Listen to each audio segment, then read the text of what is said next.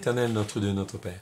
Bienvenue à l'école Yeshua pour cet enseignement sur Jérémie. Jérémie chapitre 50. Donc nous allons voir en fait Babylone. Babylone vue par effectivement Jérémie, en fait vue par l'Éternel au travers de la bouche de Jérémie. Babylone hier, mais aussi Babylone demain. Nous sommes dans la même problématique spirituelle en réalité. Comme dit Ecclésiaste, ce qui a été, c'est ce qui sera. Il n'y a rien de nouveau sous le soleil. Alors, remettons cet instant au Seigneur. Père très saint, nous te rendons grâce pour ta parole que tu nous donnes au travers de Jérémie, afin que tu nous enseignes, tu nous instruises, oui, à la gloire de ton saint nom, que tu nous apprennes à discerner les temps dans lesquels nous sommes, mais aussi, Seigneur, à comprendre ta volonté de juger, ta volonté de redresser, ta volonté d'appeler à la repentance, à la gloire de ton saint nom, car, tu le dis dans Ézéchiel, toi-même, tu ne veux même pas la mort du méchant. Ce que tu veux, c'est qu'il change de voie et qu'il se convertisse. Merci pour ta bonté, merci pour ta miséricorde, merci pour tout ce que tu fais au travers de Christ Yeshua, ton Fils bien-aimé. Merci de nous aider aussi, Seigneur, au travers de cet enseignement, à grandir dans ta vérité, à la gloire de ton Saint nom. Alléluia. Amen. Bienvenue donc à l'école de Yeshua, et donc nous allons prendre le chapitre 50 de Jérémie. Je vous propose les 6 premiers versets qu'on va lire. La parole de l'Éternel, la parole que l'Éternel prononça sur Bavel. Bavel, c'est Babylone. Sur le pays des Kasdim, Kasdim, c'est les Chaldéens, par Yirmiyahu, Jérémie, le prophète. Annoncez-le parmi les nations. Publiez-le et levez une bannière. Publiez-le et ne cachez rien. Dites, Bavel est prise, Babylone est prise, Bel est confondue, Mérodac est brisé, ses idoles sont confondues, ses idoles sont brisées.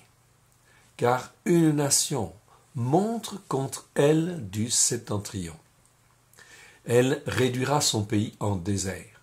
Il n'y aura plus d'habitants. Descendants d'Adam, bêtes, les descendants d'Adam et les bêtes, fuient, s'en vont. En ces jours, en ce temps-là, déclaration de l'Éternel, les fils d'Israël et les enfants de Juda reviendront ensemble, ils marcheront en pleurant, et ils chercheront l'Éternel, leur Dieu. Ils s'informeront du chemin de Sion, ils tourneront vers elle le regard.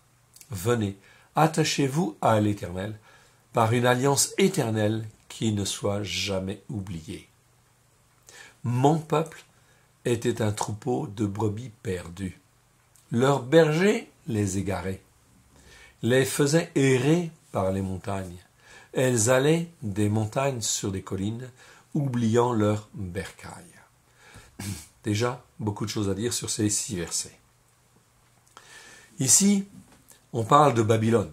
Babylone, en fait, ici, sur le pays des Kasdim, des Chaldéens. Ici, en fait, on va dire au verset 2, « Annoncez-le parmi les nations ». Le Seigneur prend à témoin toutes les nations du monde pour montrer comment Babylone a été jugée, en fait, hier. Voilà pourquoi c'est important de bien comprendre Babylone. Babylone sur le plan matériel, mais aussi sur le plan spirituel. Publiez-le et ne le cachez point. Dites, Babylone est prise. Bel est confondu. Bel, c'est un dieu, en fait, un des dieux, en fait, ici, de Babylone. Mérodac, en fait, aussi, est brisé. Ses idoles sont confondues, ses idoles sont brisées. C'était là, en fin de compte, une nation très idolâtre. Je vous rappelle que Kasdim, ce sont les Chaldéens. C'est eux qui ont fondé, en fait, Babylone, en fait, au départ. Ok ? Mais d'où viennent les Kasdim? En fait, on le sait. La Bible nous le dit. Qui c'étaient les Kasdim? Ici, un petit commentaire nous dit très clairement. Babylone est citée la première fois dans Genèse. Genèse chapitre 10, versets 7 à 10. Avec 3 autres villes. Donc c'est une ville très ancienne. Nimrod y fit construire la tour de Babel. Ah, c'est là, effectivement, à ce moment-là, jusqu'à Nimrod. Nimrod était un homme orgueilleux, un vaillant chasseur devant l'Éternel. Mais quand on dit vaillant chasseur, c'est en fait quelqu'un qui s'élève contre. Et chasseur, pourquoi? Parce qu'un chasseur, il a des proies, il cherche des proies. Et ici, il était vaillant chasseur pour dire qu'il était un grand chasseur, un grand homme, ok, qui savait parler et séduire les foules et prendre les foules, en fait ici, en captivité dans sa manière de penser, sa manière de faire, dans le but de les amener à la rébellion contre Dieu. Voilà pourquoi il était appelé un vaillant chasseur. Ce n'est donc pas quelque chose de très positif. Certainement que c'était quelqu'un qui était très doué en fait à l'arc. Oui. S'il avait fait les Jeux Olympiques, certainement qu'il aurait remporté en fait une médaille. Certainement la première. Mais ce n'est pas de ça dont on parle. On parle de là de séduction spirituelle. Voilà pourquoi il est appelé vaillant chasseur. Donc c'est très important. Donc la Bible en fait nous révèle ici qu'il était quelqu'un de très fort. Et il a mené les gens à la rébellion. Et pour amener les gens à la rébellion, il avait fait la tour de Babel dans le but de se révolter contre Dieu, contre tout ce qui était Dieu. Okay. Et d'amener le peuple, en fait, aussi à se rebeller. Sa femme, en fait, comme une Jézabel, eh bien, elle était là pour séduire, en fait, aussi les familles. Et en fait, on imposait des cultes idolâtres dans chaque famille. Okay. Voilà pourquoi Abraham était furieux de ça. Il était furieux. Il était tellement furieux qu'il a même, en fait, cassé les statuettes qui étaient dans le magasin de son père, etc. Parce que son père, en fait, il en faisait le commerce apparemment, d'après ce que nous dit la tradition juive. Mais Abraham, il croyait dans le seul Dieu unique et vrai. Alors il était furieux que son père, en fait, vende des statuettes idolâtres, etc. Il a toujours été contre cette idolâtrie. Et Dieu a vu comment Abraham s'est comporté. Jusqu'à l'âge de 75 ans, Abraham a toujours cru dans le seul Dieu unique et vrai, en Elohim, le Dieu de Noé. Voilà pourquoi il restait fidèle. Et son choix, c'était de servir à Elohim, le seul Dieu unique et vrai. Il est resté ferme. Il a tenu front à Nimrod. Oh oui, bien sûr. Et il a dû partir, en fait, à un moment donné. Oui, bien sûr. C'est pour ça que Dieu lui dit, dans Genèse chapitre 12, « Va-t'en du pays. Va-t'en du pays de Nimrod. Va-t'en, en fin de compte, de la région de Our, où tu vis, en fait, ici. Et, en fin de compte, quitte, en fait, toute cette région-là. Va vers le pays de la promesse. Abandonne ce pays qui est idolâtre. » Il va s'en aller avec son père, et ils vont aller jusqu'à Haran. Et son père va rester à Haran, et Abraham va continuer, parce que Dieu lui dit d'aller vers le pays de Canaan. Abraham va obéir à Dieu, va écouter Dieu, et il va aller vers le pays de la promesse. L'Erléra, va-t'en de ton pays. C'est comme si, en fait, cela voulait dire, va-t'en vers le pays de la promesse, vers la destinée que moi, l'Éternel, je veux te donner. Abraham a marché par la foi. C'est une démarche que nous devons tous avoir, marcher vers le pays de la promesse que l'Éternel veut nous donner. C'est un apprentissage par la foi. C'est donc là que l'on parle de Babylone en fait en premier. Tour de Babel, dispersion des peuples, etc. Cela a eu lieu dans les 60 premières années en fait d'Abraham. Okay. La chose en fait est claire, on le sait très clairement. 48 premières années d'Abraham. C'est là qu'eut lieu la confusion des langues et la dispersion des peuples. Abraham l'a donc vu. Genèse chapitre 11, versets 1 à 9. Au départ, Babylone était créée par les Chaldéens. Donc ça, c'est clair. Et les Chaldéens, c'était quoi? C'était un peuple du désert. Et oui, on le sait. L'Écriture nous le dit dans Ésaïe 23, verset 13. C'est un peuple du désert, donc qui a créé, en fait, au départ, en fait, le peuple la région des Chaldéens et en fait aussi Babylone. Okay.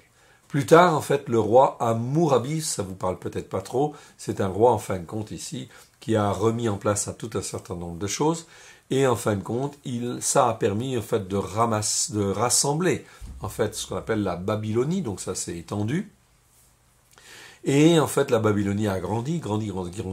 Et en fait, elle est devenue très grande sous Nebuchadnezzar. C'est là où Babylone, en fait, prend son apogée. Et ça prend tellement son apogée que la ville de Babylone devient extrêmement grande. Et Nebuchadnezzar construit un palais, etc., des palais très grands, grandioses, sur les rives de l'Euphrate. Le palais est entouré du fleuve, etc. à l'ouest et en fait il y a des canaux qui sont au nord, qui sont au sud. Ce fut en fait une ville magnifique déjà. Mais toujours dressée face au temple de Marduk, il y avait une route qui allait de la porte de Ishtar jusqu'en fait au temple de Marduk. Il y avait des processions en fait religieuses ici extraordinairement fortes. Tout le pays était enclin en fait à l'idolâtrie, bien sûr. On est dans la puissance des Chaldéens, puissance spirituelle occulte des Chaldéens en fait ici. Nebuchadnezzar n'est pas content de ce palais-là, alors il va en reconstruire un petit peu plus loin, en fait ici, et il va en construire encore un plus grandiose, à peu près à 21 km au nord, en fait, de l'ancien. Donc une ville magnifique, etc., encore plus grande, tellement grande qu'elle faisait en fait à peu près 21-23 km, quelque chose comme cela. À l'époque, c'était immense, des palais en fait immenses, grandioses. Hérodote, en fait, l'écrivain, en fait, en parle. Il dit que c'était une ville, c'était comme un carré mesurant 120 stades de côté. Un stade, ça fait environ 200 mètres. Ça veut dire 23 km de côté. C'était une ville qui était carrée, avec des allées, en fait, perpendiculaires, en fait, et avec toujours des allées perpendiculaires. Donc c'était en fin de compte des quartiers, les maisons étaient agencées en quartiers, en fait par des carrés en fait ici assemblés, et il y avait le fleuve qui traversait en fait la ville, et il y avait des murailles bien évidemment très élevées qui protégeaient la ville de Babylone, autant effectivement à l'extérieur que sur les rives en fait ici du fleuve qui traversait, et il y avait 25 portes en fin de compte, 25 portes qui en fait allaient en fait au port, pour aller au port, et de chaque côté des carrés, il y avait aussi 25 portes. C'était quelque chose de grandiose, absolument grandiose. Magnificence en fait ici de la construction, ici, et certainement, on aurait dit en fait aujourd'hui que c'était en fait, franc-maçonnique quelque part. En réalité, l'origine de la franc-maçonnerie, c'est là. Ça vient de Babylone.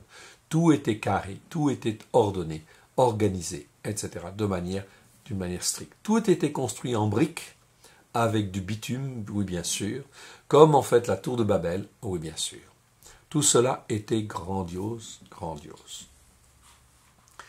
Au temps de Nebuchadnezzar, c'est là où la ville est la plus grande. Mais le Seigneur dit, à partir du verset 23, que Babylone est condamnée. Nebuchadnezzar a été quelqu'un qui a été utilisé par l'Éternel pour rassembler les peuples. C'est l'Éternel qui lui donne la possibilité de régner sur la plupart des nations, pour rassembler en fait les nations sous un même joug. Avant, c'était l'Assyrie. L'Assyrie, c'est le premier roi qui va dominer sur le Moyen-Orient, mentionné par la Bible, dans les prophètes et aussi dans l'Apocalypse. Babylone, ça va être le deuxième roi à qui Dieu va donner la possibilité, bien sûr, de dominer. Et il va lui donner la puissance, la gloire, etc. sur la terre. Va lui donner la possibilité de dominer. Mais il va dominer d'une manière cruelle, d'une manière furibonde, d'une manière très méchante, orgueilleuse, évidemment. Dieu va le reprendre, bien sûr. Dans Daniel, il va le reprendre. Il va lui donner des visions. Il va le reprendre plusieurs fois. Nebuchadnezzar va reconnaître même que l'Éternel est Dieu, et le seul Dieu, au travers de Daniel. C'est extraordinaire. Mais en réalité, il ne va pas garder effectivement cette foi-là. Il va tomber, puis en fait son fils va prendre en fait la suite. Et en fait ici, Babylone va être prise par les Mèdes et les Perses. C'est pour ça qu'au verset 3, il dit « Car une nation monte contre elle du septentrion. Elle réduira son pays en désert. Il n'y aura plus d'habitants. Les descendants d'Adam et les bêtes fuient, s'en vont. » En ce jour-là d'ici, en fait, le Seigneur dit que les enfants d'Israël vont se réjouir. Oui, les enfants d'Israël vont se réjouir. Pourquoi? Parce qu'à ce moment-là, Cyrus va venir, va prendre en fait Babylone et va libérer le peuple juif. Et ils vont pouvoir rentrer en fait au pays pour reconstruire en fait le temple et reconstruire la ville de Jérusalem. Donc ça va être un retour, très important. Ici, en fait, Babylone, en fait, ici, on nous en parle. Ils s'informeront du chemin de Sion, ils tourneront vers elle le regard. Venez, attachez-vous à l'Éternel par une alliance éternelle qui ne soit point oubliée. À la fois, il y a une dimension dans ces passages qui est une dimension historique, oui, bien sûr, mais il y a une dimension prophétique également.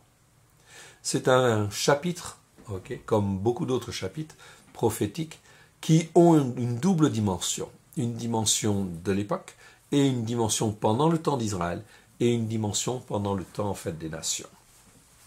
Ici, les enfants d'Israël, ils s'informeront du chemin de Sion, ils tourneront vers elle le regard, venez attachez-vous à l'Éternel par une alliance éternelle qui ne soit jamais oubliée. De quelle alliance ici parle-t-on? Bien sûr de l'alliance au travers de Christ Yeshua. Alors est-ce que hier les enfants d'Israël, lorsqu'ils quittaient en fait ici Babylone pour revenir dans le chemin en fait sur le chemin de Sion à Jérusalem pour reconstruire le temple, et la muraille de Jérusalem, est-ce qu'ils marchaient déjà dans cette nouvelle alliance? Non. Ils pouvaient marcher pour certains qui comprenaient la dimension déjà, les prémices de cette alliance, mais pas vraiment. Donc là, on est dans une dimension prophétique à venir. Donc la Babylone, en fait, c'est autre chose. La Babylone, c'est le monde. C'est le monde dans lequel nous sommes. En réalité, Babylone hier, c'était une ville glorieuse qui, en fait, prenait l'emprise sur tout, au niveau commerce, au niveau études, au niveau tout, etc. Même spirituel au travers des Chaldéens. Les Chaldéens, c'est la puissance spirituelle de Babylone, en réalité. Chaldéens, en réalité, le mot veut dire, en fait, comme des démons. Mais je ne m'étends pas là-dessus, j'avais déjà donné la définition. Ici, c'est donc très intéressant, en fait, ici. Eh bien, ici, nous avons la même chose. Nous sommes en train, en fait, aujourd'hui, nous sommes sous la puissance, bien sûr, de Babylone. Les Juifs et les non-Juifs sont sous la puissance de Babylone.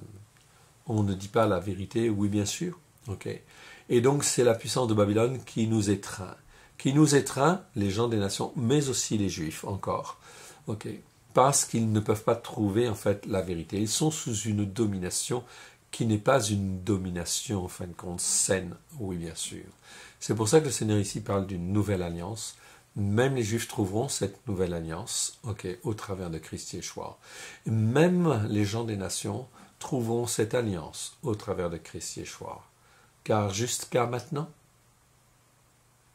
en réalité, c'est la Babylone spirituelle qui domine. Cela veut dire quoi? Cela veut dire qu'on est, en fait, sous l'influence des déviations spirituelles. En réalité, derrière, c'est le monde occulte qui est là. C'est la puissance occulte, la puissance des Chaldéens, qui ne s'appelle plus Chaldéens maintenant, mais qui agit parmi les peuples.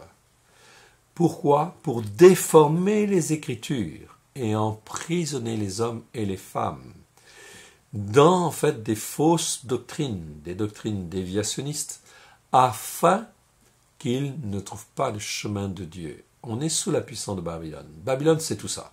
C'est le commerce mondial, mais c'est aussi les déviations spirituelles. C'est aussi, en fait, tout cela, bien évidemment.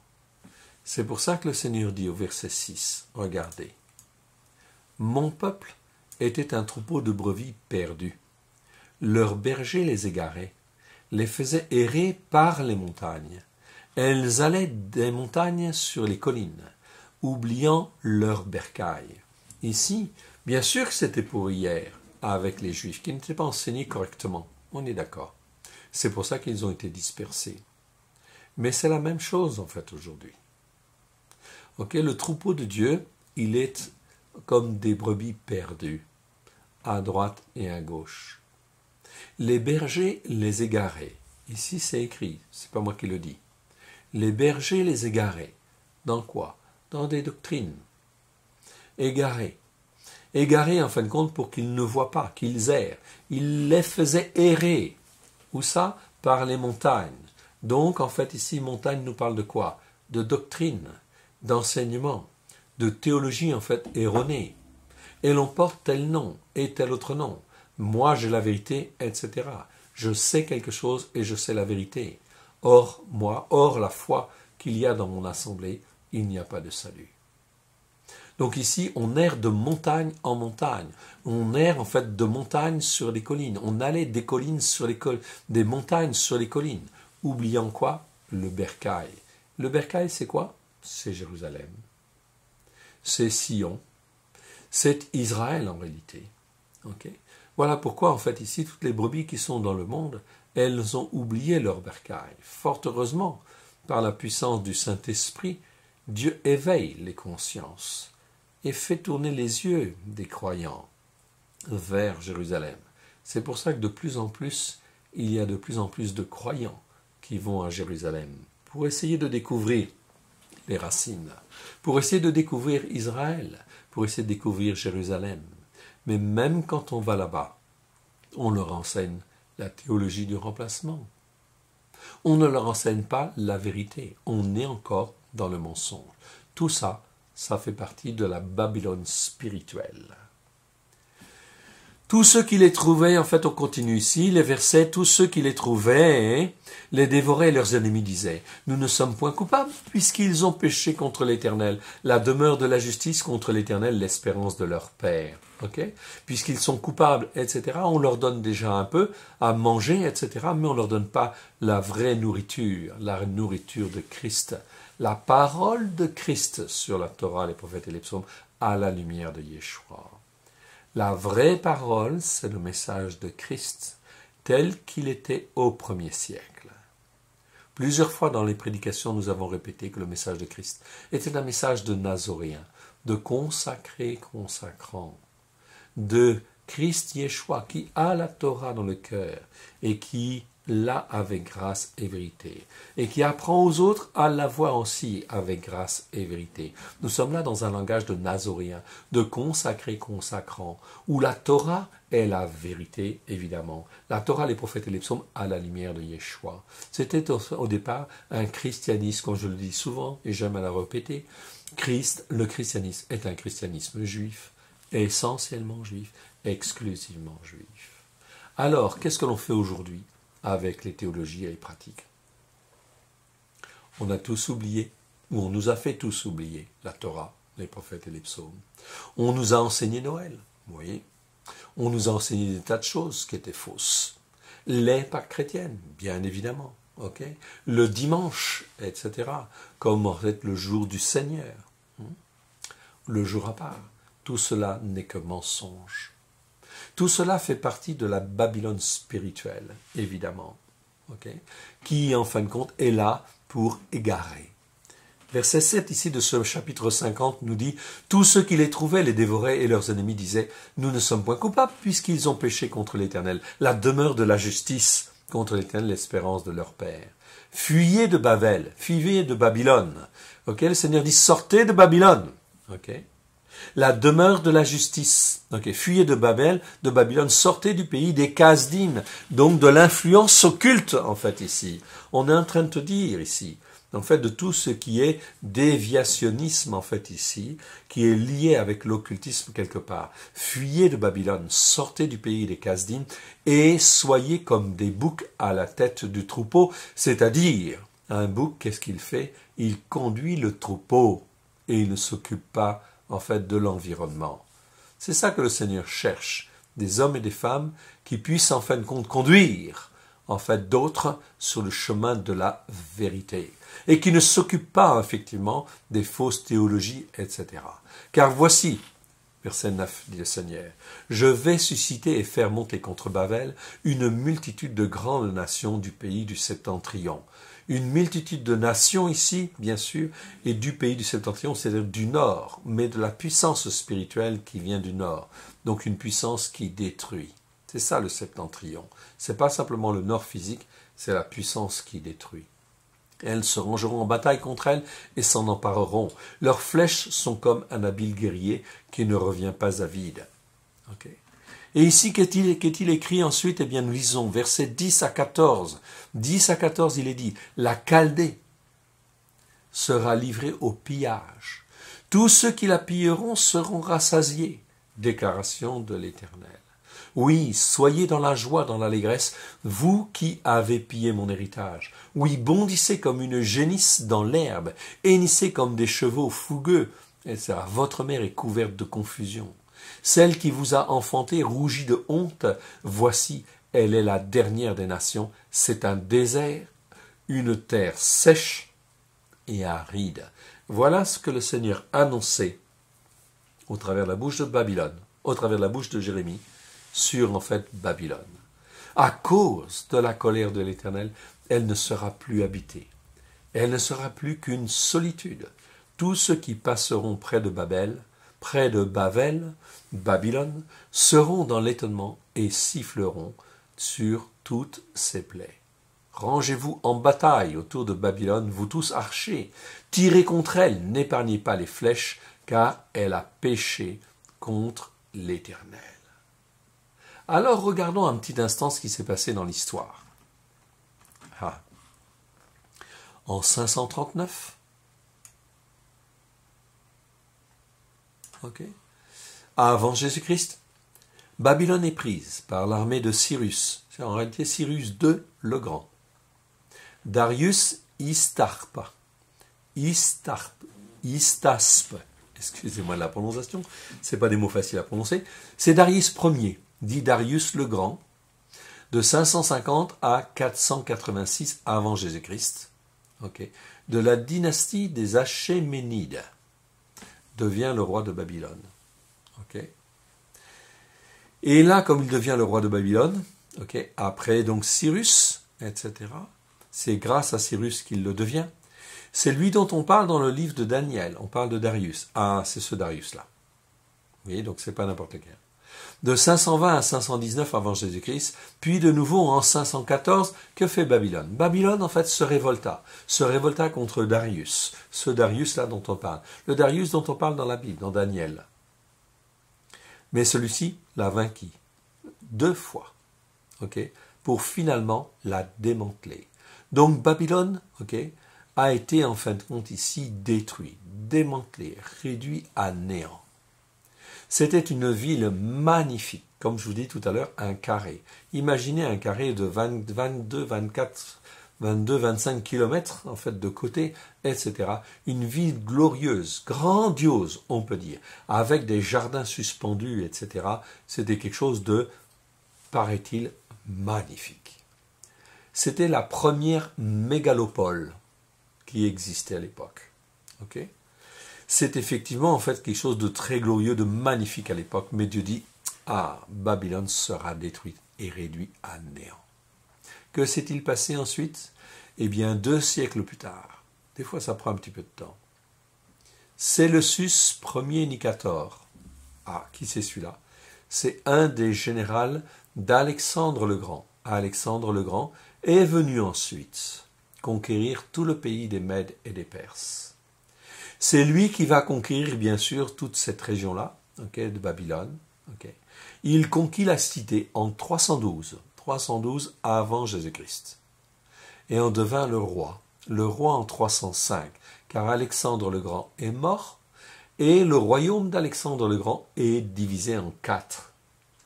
Et toute la région est de l'Orient ici, est donnée à Séleucus Ier Nicator. Qu'est-ce qu'il va faire? Il va devenir donc le roi de Babylone, en 305. Et alors? Eh bien, en fait, il n'était pas content. Et donc, il va hâter la destruction de Babylone. Il va hâter la décadence de Babylone. Il va utiliser abondamment les matériaux de construction. Tout, en fait, les matériaux de construction qui ont servi à construire Babylone vont être récupérés, etc. Récupérés, en fait, ici, pour construire Séleucie, un petit peu plus au nord, environ à 90 km au nord de Babylone. Et là, ça va donc être une ville magnifique, en fait, aussi, mais créée cette fois-ci par un général grec d'Alexandre le Grand.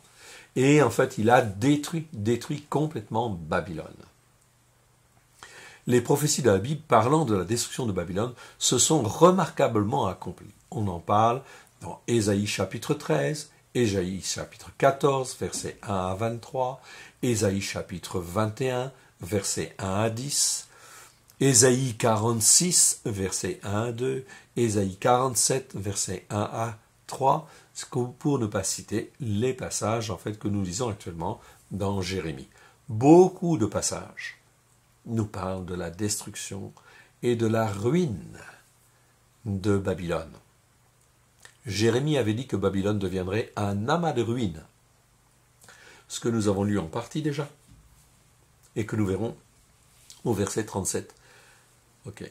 Dans Jérémie 51, le chapitre prochain, en fait ici, versets 1 à 2 et 37, on dit que, en fait ici, Babylone sera des ruines. Et effectivement, les ruines commencent, on les retrouve maintenant, et elles existent toujours. Les ruines commencent à plus de 5,5 km du village de Ilalt, que nous connaissons maintenant. Elles s'étendent vers le nord, etc. Donc il y a en fait ici tout un certain nombre de ruines qui sont là, et plus particulièrement 3 amoncellements, qui sont en fait nommés par les Arabes comme des monticules, qui sont très connus. Okay, si vous allez là-bas, vous pouvez les visiter. Il y a le monticule de Babil, de Kas et de Hamdam, qui correspondent l'un au temple de Marduk, au palais de Nebuchadnezzar, etc., etc. Enfin, toutes ces choses-là, en fait, existent. C'est bien, en fin de compte, des ruines. Des ruines, rien que des ruines, que des ruines, que des ruines. Babylone, voilà une image, une petite image de Babylone. Ici, en fait, le fleuve, qui traverse des murailles, en fait, tout autour, en fait, du fleuve, avec, en fait, des accès, en fait, bien sûr, en fait, au port. Ici, en fait, toutes les marchandises, en fait, venaient. Ici, une ville très fortifiée, évidemment. Ici, les habitants, les palais, en fait, palais de Nebuchadnezzar, la tour de Babel, en fait, ici. Elle a été, en fait, augmentée, en fait, ici, etc. Au départ, c'était ça. Ensuite, c'était, en fait, le temple. Et en fait ici, les différents palais en fait ici existent. C'était une ville fortifiée absolument magnifique. Babylone, où est-ce que ça se trouve? Voilà une petite carte. Une petite carte, nous situons en fait Babylone juste en dessous de Bagdad. Donc si vous allez en Irak, en faisant un petit peu attention, vous pouvez visiter Babylone et jamais personne n'a reconstruit quoi que ce soit sur Babylone. C'est resté un champ de ruines. Pour être quoi? Un témoignage devant l'Éternel que Dieu a rendu cette mégapole comme un tas de ruines. Un tas de ruines. Il a ruiné tout cela. C'est un témoignage visible de par le monde en fait entier. Comme quoi Dieu va faire les choses. Demain, ce sera la même chose. C'est pour ça qu'on parle de destruction, effectivement, en fait, de villes, et de villes très importantes. Alors les uns disent, en fait, ah, c'est ici Babylone. Non, c'est ici Babylone, etc. En fait, c'est beaucoup plus large que cela. C'est tout le système économique mondial qui est là, qui est en réalité, en fait, la Babylone moderne. Babylone moderne, ça se concrétise par les différentes villes à droite et à gauche, mégalopoles qui se trouvent à droite et à gauche, bien évidemment. Mais c'est aussi un système économique, un système mondial, qui est en train de se mettre en place. C'est la Babylone moderne. Toutes les organisations mondiales sont en fait un élément de cette Babylone moderne, que Dieu va réduire à néant, et dont on parle dans l'Apocalypse. On en parlera la fois prochaine, une des fois prochaines. Ici, je reviens en fin de compte à mes versets. Et nous étions arrivés. Je vais reprendre. Voilà, à partir du verset 15. À partir du verset 15, et je vais aller jusqu'au verset 20. Poussez de tous côtés contre elle un cri de guerre. Elle tend les mains, ses fondements s'écroulent. Voilà donc ce que Jérémie effectivement voit dans sa vision en fait à lui. Il voit que Babylone est en train en fait de tendre les mains pour chercher du secours. Ses fondements s'écroulent, tout s'écroule. Ses murs sont renversés, car c'est la vengeance de l'Éternel. Vengez-vous sur elle, faites-lui comme elle a fait. Faites-lui comme elle a fait. Regardez bien, c'est très important cela. Faites-lui comme elle a fait. On a d'abondants, effectivement, passages dans les Écritures qui nous parlent de la manière dont, en fait, ici, Babylone se comportait. Je vais juste, en fait, prendre un petit passage Dans Jérémie chapitre 6, un passage parmi les nombreux autres passages qui existent, eh bien, regardez en fin de compte ce que Dieu dit au travers de la bouche de Jérémie, dans Jérémie chapitre 6, verset 22. Ok. Alors, à partir du verset 22, lisons. Ainsi parle l'Éternel. Voici un peuple vient du pays du septentrion. Okay. Une grande nation se lève des extrémités de la terre. Ils portent l'arc et le javelot. Ils sont cruels, sans miséricorde. Là, on parlait des Babyloniens, des Chaldéens. Ils sont cruels et sans miséricorde. Leur voix mugit comme la mer. Ils sont montés sur des chevaux, prêts à combattre comme un seul homme. Contre toi, fille de Sion, au bruit de leur approche, nos mains s'affaiblissent, l'angoisse nous saisit, comme la douleur d'une femme qui accouche. Voilà donc en fait ici un exemple d'autres passages. Bon, on peut en prendre juste un petit autre. Ici dans Jérémie, chapitre 5, verset 15. Ok, 15 à 17, je vais lire. Ok? Eh bien, lisons. Voici, je fais venir de loin une nation contre vous, maison d'Israël, dit l'Éternel. C'est une nation forte, une nation ancienne.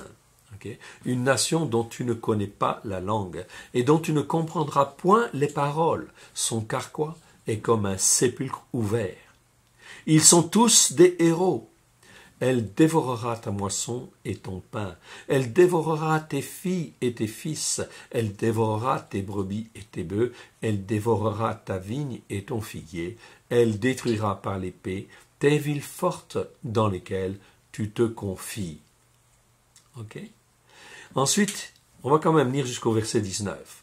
Mais en ces jours, dit l'Éternel, je ne vous détruirai pas entièrement. Si vous dites alors, pourquoi l'Éternel notre Dieu nous fait-il tout cela? Tu leur répondras, comme vous m'avez abandonné, et que vous avez servi des dieux étrangers dans votre pays. Ainsi, vous servirez des étrangers dans un pays qui n'est pas le vôtre. Nous voyons comment Dieu a suscité, oui, Babylone. Babylone, en fait, ça a été un marteau pour, en fait, frapper les nations. Mais ils l'ont fait d'une manière cruelle et furibonde. Et Dieu juge ces choses-là. C'est pour ça qu'il dit ici, ok, faites-lui comme elle a fait. Faites-lui comme elle a fait. Cela veut dire qu'en fait, les Mèdes et les Perses, ici, vont se comporter de la même manière. Ensuite, les Grecs vont se comporter, en fait, aussi pratiquement de la même manière avec Babylone. Exterminer de Babel celui qui sème et celui qui manie la faucille au temps de la moisson. Devant le glaive destructeur, que chacun se tourne vers son peuple, que chacun fuit vers son pays. Israël est une brebis égarée, que les lions ont chassée. Le roi d'Assyrie l'a dévoré le premier. Voilà pourquoi on rappelle, en fait, ici. Quelque chose de très important. C'est pour ça qu'en fait, dans la Bible, le roi d'Assyrie est appelé le premier roi dans l'Apocalypse. C'est le premier roi. On parle de 7 rois.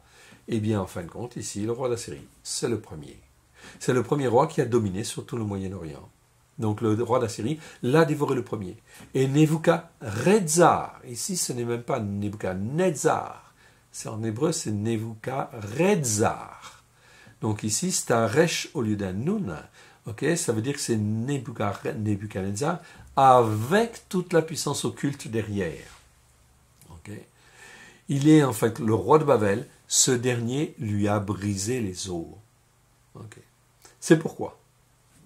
Ainsi parle l'Éternel, verset 18, le Dieu d'Israël. C'est pourquoi ainsi parle l'Éternel des armées, le Dieu d'Israël. Voici, je châtierai le roi de Babylone et son pays, comme j'ai châtié le roi d'Assyrie. Je ramènerai Israël dans sa demeure. Dieu pense toujours à son peuple. Et à ramener en fait son peuple, ou la descendance de son peuple, s'il veut bien écouter pour lui redonner en fait une chance, pour qu'il écoute la parole et la mette en pratique. Ici, c'est donc très important. C'est la même chose. Dieu va frapper. Dieu va frapper en fait les nations, bien évidemment. Tout le système mondial va être frappé, évidemment. Okay? Pourquoi? parce que Dieu veut faire sortir son peuple de l'esclavage.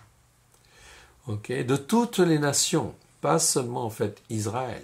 Israël, oui bien sûr, ça va de soi, afin qu'Israël puisse retourner dans son pays, parce que c'est là que Dieu veut que son peuple soit. Parce qu'il y a une mission particulière pour Israël. Mais aussi pour délivrer tous les peuples qui appartiennent à Dieu, qui ont été rachetés par le sang de l'agneau, et qui sont maintenus à droite ou à gauche, sur telle montagne ou telle colline spirituelle, qui n'a pas été élevée par Dieu, qui n'a pas été élevée sur la montagne sainte de Sion, sur les valeurs spirituelles de l'Éternel notre Dieu. Voilà pourquoi Dieu va secouer, et il va secouer sévère, très sévère, afin de libérer tout son peuple, tous ces peuples parmi les nations, afin de les ramener aussi vers Israël. Non pas pour qu'ils habitent en Israël, mais pour qu'ils aient les yeux tournés sur Israël, afin d'être un peuple partout dans le monde pour être ses témoins véritables de sa Torah, ses prophètes et ses psaumes. Mes frères et sœurs, nous vivons des temps prophétiques, des temps magnifiques, où le Seigneur va secouer, oui, mais où son onction va être extraordinairement puissante pour permettre à tous ceux qui le veulent de revenir sur ses racines, sur les racines hébraïques de la foi qu'il a toujours voulu, évidemment, au travers de Christ Yeshua. En ces jours-là, en ce temps-là, dit l'Éternel, déclaration de l'Éternel. On va lire à partir du verset 19. Je ramènerai Israël dans sa demeure. Déjà, première chose. Il aura ses pâturages du Carmel et du Bassan. Bassan ou Bashan, en fait, ici. C'est en fait aujourd'hui le territoire du Golan. C'est bien ça. Et en fait, même plus étendu. Et son âme se rassasiera sur la montagne d'Éphraïm et dans Gilad. Gilad, c'était où? N'était-ce pas une région qui était à l'est du Jourdain? Ah, et aujourd'hui, la région qui est à l'est du Jourdain, est-ce qu'elle appartient à Israël? Ok. Ici, la parole de Dieu dit en fait ici que Israël se réjouira sur la montagne d'Éphraïm et dans Gilead. En ces jours, en ce temps-là, déclaration de l'Éternel, on cherchera l'iniquité d'Israël. Ok. L'iniquité, c'est avant d'Israël, et elle n'existera plus. Pourquoi elle n'existera plus? Parce que Yeshua a payé le prix. Christ a payé le prix et l'iniquité est jetée, en fait, derrière, au fond de la mer. Et elle n'existera plus. Le péché de Yehuda, etc., il n'existera plus et elle n'existera plus. Le péché de Yehuda, il ne se trouvera plus, car je pardonnerai au reste que j'aurai laissé. Voilà donc une parole prophétique qui nous parle, bien sûr, abondamment, qui a parlé hier, bien évidemment, mais qui n'était pas pleinement accomplie. Voilà pourquoi, aujourd'hui, cela nous parle. Il y a bien une dimension prophétique actuelle.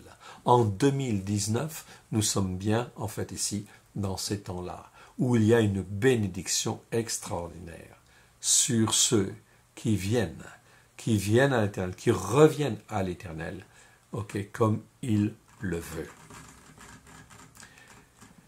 La suite, en fait, ici, on va lire du verset 21 au verset 24.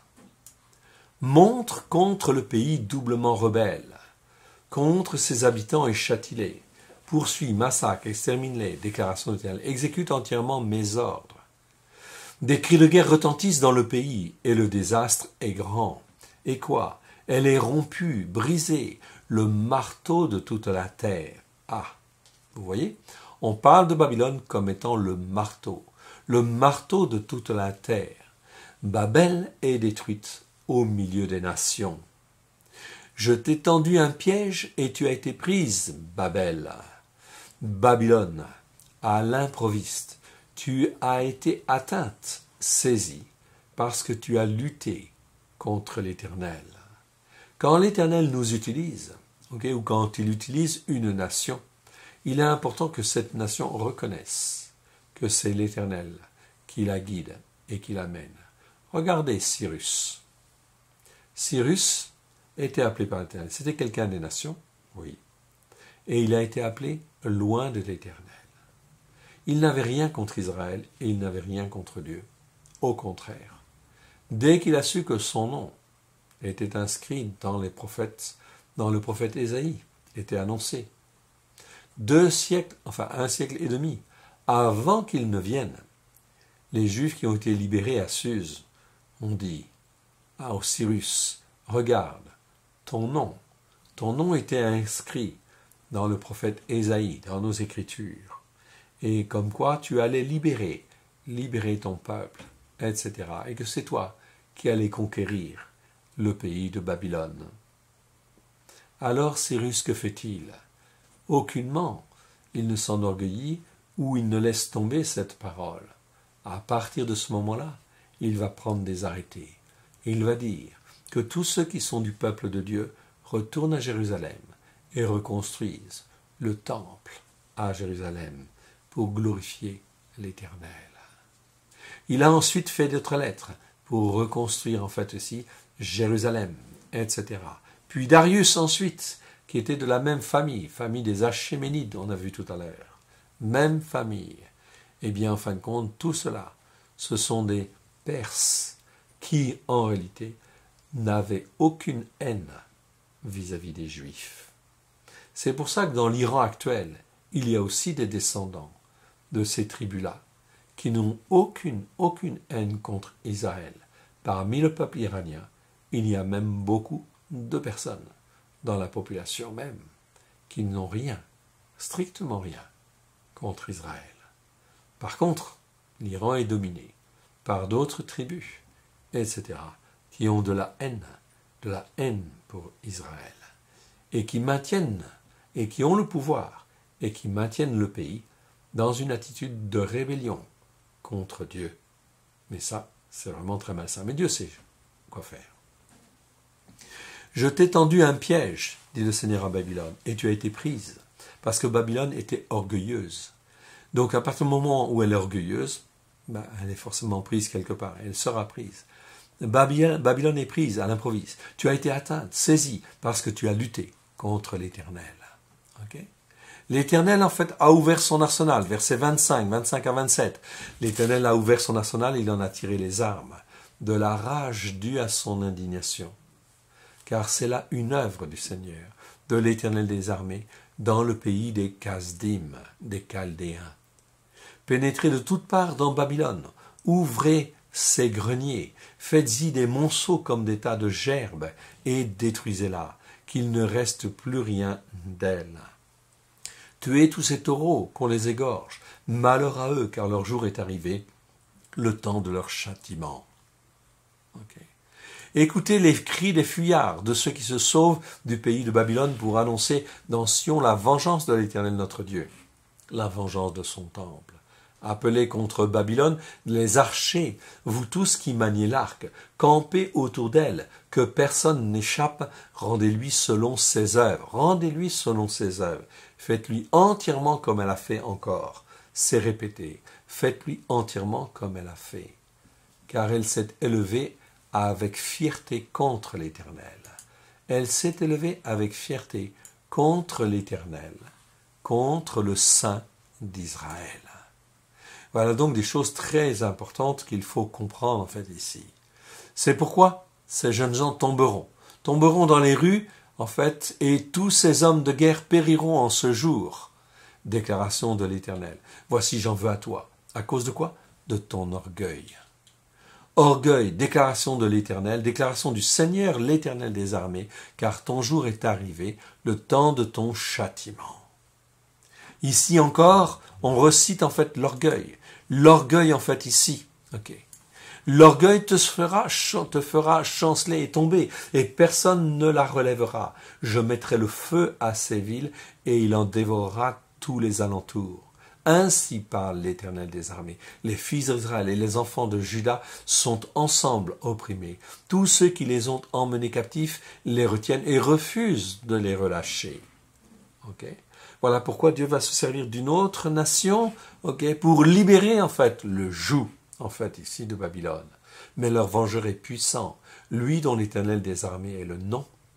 Il défendra leur cause afin de donner le pays, le repos au pays, et de faire trembler les habitants de Babel. L'épée contre les Chaldéens, contre les Kasdim, en fait ici, déclaration de l'Éternel, contre les habitants de Babylone, ses chefs et ses sages. Ces sages ou ces mages, c'est pareil, c'est la même chose. Les sages de Babylone étaient en fin de compte ici des gens extrêmement versés dans l'occultisme. Puis ils ont en fait ici la fin, en fait ici, pour en fait avoir un aperçu global de ce chapitre. L'épée contre les prophètes de mensonges, qu'ils soient comme des insensés. L'épée contre ces vaillants hommes, qu'ils soient consacrés, qu'ils soient consternés. L'épée contre ces chevaux et ces chars, contre les gens de toute espèce qui sont au milieu d'elles, qu'ils deviennent semblables à des femmes. L'épée contre ces trésors, qu'ils soient pillés. La sécheresse contre ces eaux. Et pourtant, je vous ai dit, en fait, tout à l'heure, en fait, que l'Euphrate, en fait, était un fleuve qui traversait, en fait, la ville. Ici, la sécheresse contre ces eaux qu'elles tarissent. En fait, il y a eu tellement de sécheresse que le fleuve a été mis à sec. Le fleuve a été mis à sec, c'est une des raisons pour lesquelles les armées de Cyrus et des Mèdes et des Perses ont pu franchir sans problème, bien évidemment. La sécheresse contre ces eaux qu'elles tarissent, car c'est un pays d'images taillées, donc de plein d'idolâtrie. Dans les frayeurs qu'elles inspirent, ils se sont intensément rendus insensés. C'est pourquoi les animaux du désert s'y établiront, avec les chacals et les autruches y feront leur demeure, et il ne sera plus jamais habité, elle ne sera plus jamais peuplée. Voilà, regardez bien ce qui est écrit en fait ici dans Jérémie. Elle ne sera plus jamais habitée, elle ne sera plus jamais peuplée. Encore aujourd'hui, en 2019, Babylone n'est qu'un champ de ruines, qui a été conservé au travers des siècles, et qui permet de voir que la parole de Dieu est la vérité. Comme Sodome et Amora, c'est Gomorre, et les villes voisines que l'Éternel détruisit, déclaration de l'Éternel, elle ne sera plus habitée, elle ne sera le séjour d'aucun descendant d'Adam. Voilà donc en fait une ville réduite à rien, qui était l'une des villes les plus glorieuses en fait à l'époque, une mégalopole. Eh bien elle est détruite, réduite à des monceaux, des monticules de ruines. Voici un peuple vient du septentrion, une grande nation, des rois puissants se lèvent des extrémités de la terre. Ils portent l'arc et le javelot, ils sont cruels, sans miséricorde. Eux, ils ont été cruels et sans miséricorde. Et voyez ici les mêmes mots. Ils sont cruels et sans miséricorde. Leur voix mugit comme la mer. Ils sont montés sur des chevaux prêts à combattre comme un seul homme contre toi, fille de Babylone. Le roi de Babel l'apprend, apprend la nouvelle et ses mains s'affaiblissent. L'angoisse le saisit, comme la douleur d'une femme qui accouche. Lui qui dominait sur un empire extraordinaire, eh bien là, il se trouve en fin de compte dans l'angoisse, saisi par l'angoisse. Voici tel qu'un lion, il monte des rives orgueilleuses du Jourdain contre la demeure forte. Soudain, je les en chasserai, et j'établirai sur elles celui que j'ai choisi. Qui est Dieu a-t-il choisi? Yeshua. Car qui est semblable à moi? Qui me donnera des ordres? Et quel est le chef qui me résistera? C'est pourquoi écoutez la résolution de l'Éternel, que l'Éternel a prise contre Babylone, et les desseins qu'il a conçus, contre le pays des Kasdim, des Chaldéens, en fin de compte, des spécialistes de l'occultisme derrière, qui sont là pour soutenir Babylone. Hier, la Babylone, la Babylone en fait de Nebuchadnezzar, ils étaient là, les Kasdim, les Chaldéens. Aujourd'hui, dans la Babylone moderne, bien sûr que les Chaldéens sont là. Ce sont les descendants, les héritiers des Chaldéens. c'est tout le monde occulte derrière, franc-maçonnerie, Illuminati, etc. et autres, ce sont tous les Khazdim modernes. Ils ont hérité des techniques, ils ont récupéré les techniques des Chaldéens pour manipuler, pour essayer en fin de compte de construire en fait un monde, une tour de Babel, une Babylone moderne, pour qui s'élèverait contre Dieu. Mais Dieu est là. Dieu va renverser cette Babylone moderne, bien évidemment. Voilà pourquoi nos enseignements sont aussi trompés, ou sont aussi, déformés. C'est parce que la puissance des Chaldéens, elle agit. Pourquoi nos traductions sont-elles faussées comme cela? Parce qu'il y a derrière une puissance occulte qui agit et qui fait justement que les croyants, il ne faut pas leur donner la vérité. Il ne faut pas leur donner la parole de Dieu telle qu'elle a été donnée au temps de Yeshua. Tout simplement parce que s'ils comprenaient, ils pourraient s'élever contre cette Babylone moderne. Voilà pourquoi cette Babylone, elle prend en fait le pas dessus pour le moment, parce que les enseignements ne sont pas donnés comme il faut. Mais si l'on revient à l'écriture, sur la Torah, les prophètes et les psaumes, nous n'avons rien à craindre, évidemment, car l'Éternel Dieu est là, évidemment. Certainement, on les traînera comme de faibles brebis. En fait, il est dit ici, certainement on ravagera leur demeure. Au bruit de la prise de Babylone, la terre tremble et un cri se fait entendre parmi les nations. De la même manière, de grands bouleversements, de grandes crises, vont venir. Au bruit de la prise de Babylone, la terre tremble et un cri se fait entendre parmi toutes les nations. Merci de m'avoir écouté. Eh bien, écoutez, nous prendrons la fois prochaine également pour parler de Babylone. On va remettre cela au Seigneur.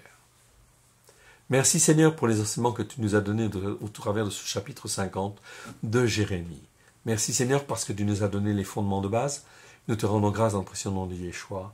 Et merci Seigneur pour tout ce que tu vas nous donner encore, afin de comprendre les temps et les circonstances dans lesquelles nous sommes, et que nous puissions nous attacher à toi, rien qu'à toi, le seul vrai Dieu, unique et vrai, au travers de Christ Yeshua, ton Fils bien-aimé, et que nous puissions être enseignés comme toi tu le veux, par la puissance de ton Saint-Esprit, à la gloire de ton Saint-Nom. Merci Père, merci Yeshua, merci Saint-Esprit. Merci à tous, que le Seigneur vous bénisse, et à la semaine prochaine. Shalom.